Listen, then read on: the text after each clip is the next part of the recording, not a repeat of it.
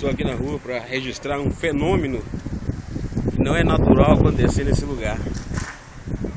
Vento a não sei quantos quilômetros por hora, velocidade do vento, olha, já arrancou termite de casas, já derrubou árvores.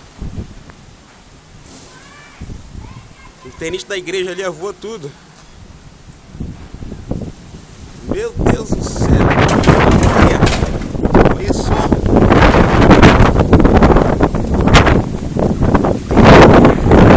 Isso não é natural acontecer aqui, parecia que Espírito Santo. Isso aconteceu tem muitos anos atrás.